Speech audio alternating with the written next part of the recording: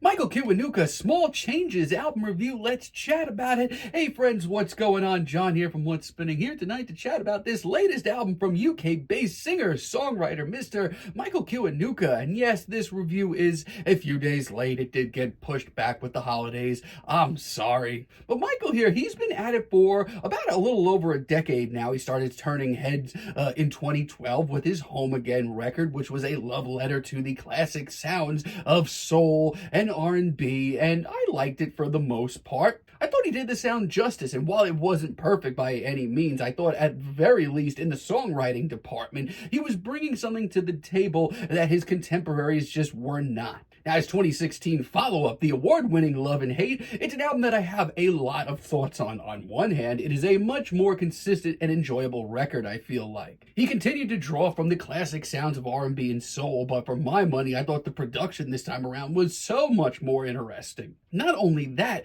Michael was taking some serious risks here, progressing his sound, really not staying put. My only issue was that when this album got bad, and it certainly did at points, it was some of Michael's worst material, period. But I did stick around long enough to see what he would do next, which he dropped in 2019 with his Kiwanuka album, and yeah, I thought it was his best album by far. It's a bluesy, psychedelic soul record full of Michael's own version of protest songs. And honestly, I thought this thing packed a punch, especially emotionally. My eyes were certainly much more in his direction than ever, which leads me to this new record, Small Changes, which honestly, I've been pretty hyped for because I thought a lot of the singles leading up to this thing were really good. And yeah, it's pretty good. The sound starts off with Floating Parade, and this is just a nice intro. And yeah, spoiler alert, this album's just very nice on the ears.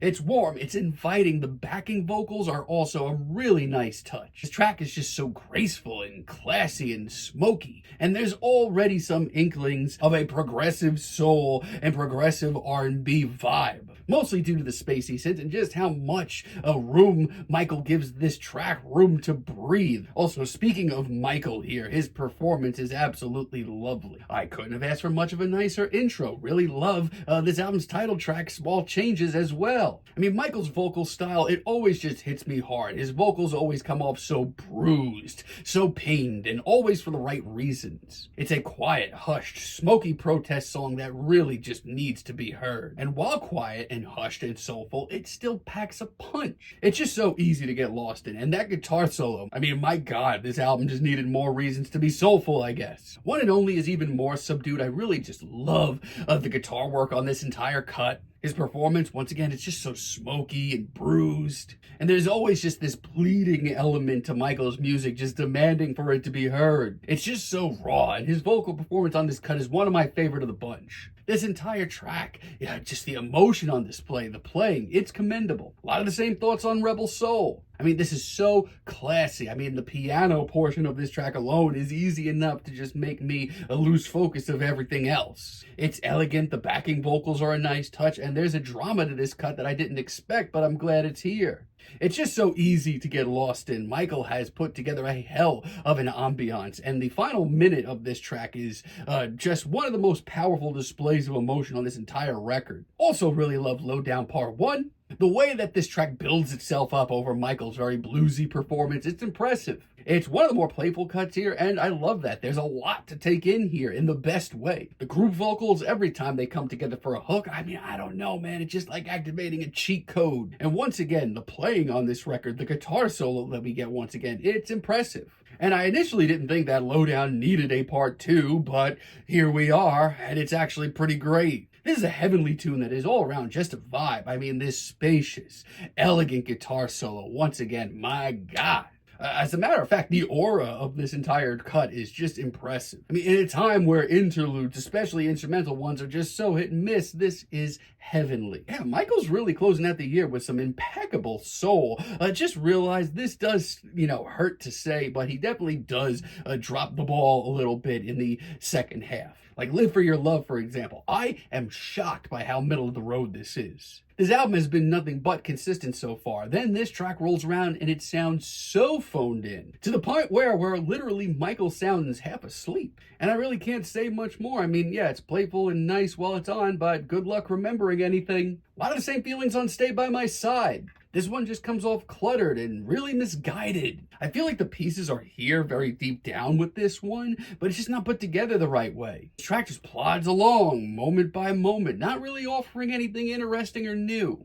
And 4 long years as a finale, it's the most subdued cut here, but to a fault. Like hearing this after a long string of incredibly emotional, potent tunes with a serious message to it, this just, I don't know, I just feel like Michael can do so much more.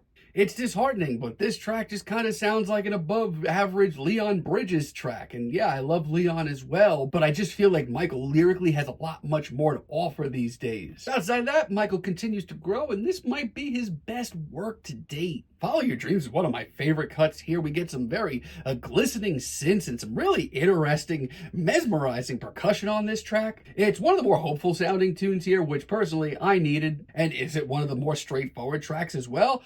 Yeah. But I'm okay with that. It honestly ties this album together wonderfully. And the rest of me late in the album just soothes my damn soul. It's so smooth, from the whimsical keyboards to Michael's very hypnotizing performance. I mean, his vocals, especially on the hook, are some of his most sincere and mind-boggling. I can't be in a bad mood listening to this track. It's even a little funky, yes, please. So not only do I think that this is Michael's best work, but it's also his most consistent work. It shows him pushing his sound, hushed vocals, the great playing that we've got from time to time to the bluesy performances throughout this entire cut are nothing short of impressive. And yeah, the man does drop the ball a little bit.